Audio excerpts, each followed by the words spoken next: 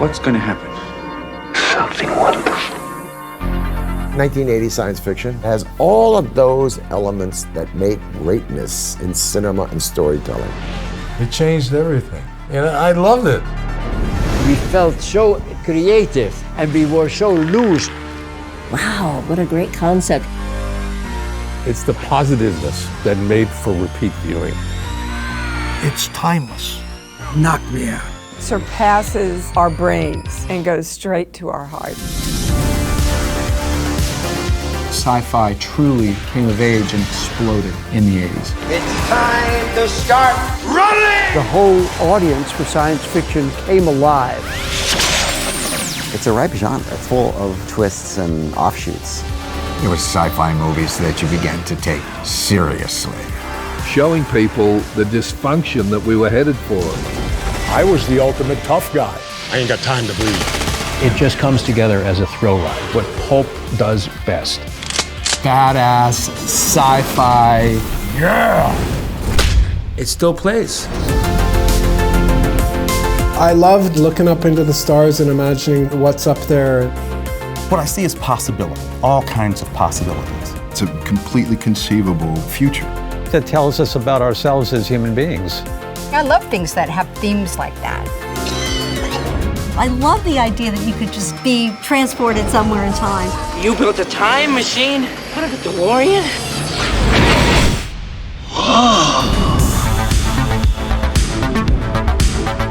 And it's all about the characters. My character, Rachel, was the heart and soul of that picture. Alex is essentially a very reluctant hero. Tron was a warrior. He dominated the game grid.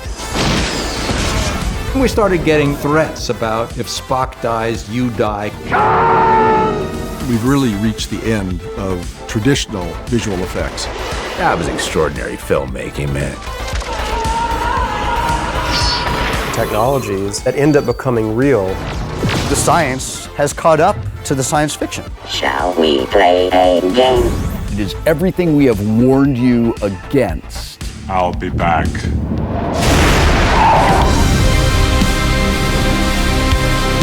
Sometimes I'm still in awe, like I was in a James Cameron movie.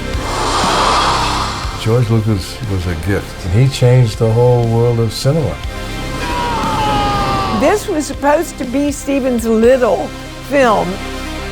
When he's hugging him and saying goodbye, I'm crying. I'm crying.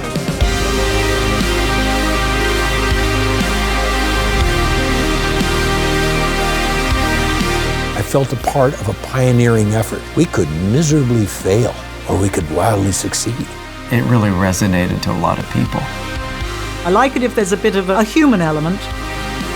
Those provocative stories are important for us. You thought we couldn't do it? Well, how do you like us now?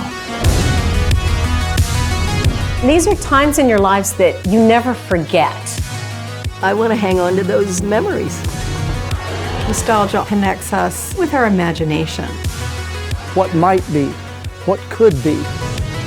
Can't we go back to what I grew up with, which is the beauty of sci-fi and imagination?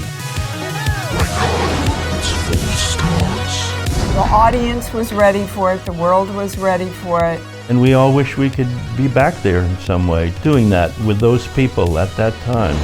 That's one of the joys of cinema.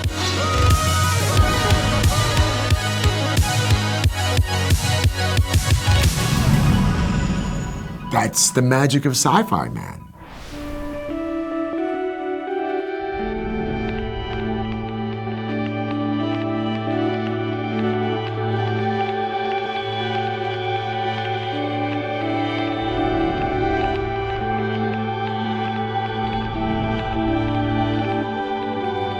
When this baby hits 88 miles per hour, you're gonna see some serious shit.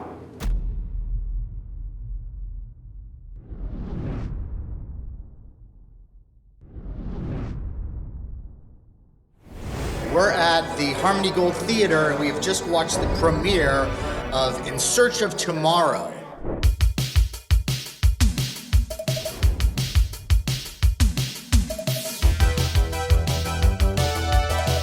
I am really enriched by what we just watched. A profound and absolutely riveting tribute to into a wonderful art form. It's a time capsule of a very important and significant era of film. It's connecting what you feel and what you remember of all of these movies that you grew up loving, remembering where you were, who you were with when you saw it, the effect it had on you.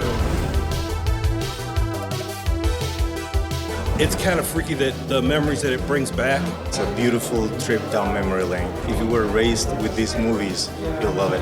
And it's so exciting, and wow, I missed that time. Riveted. You did not lose me for 1 second. It's just a wonderful experience. The nostalgia will just overwhelm you.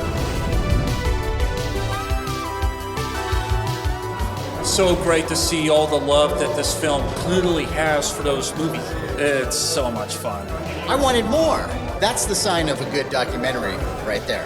I think it's a great primer. Like, if you've not seen sci-fi like a new generation, watch this.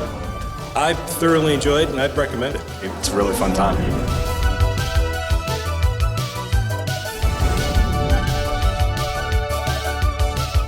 If you see one over 4-hour documentary about science fiction, this is it.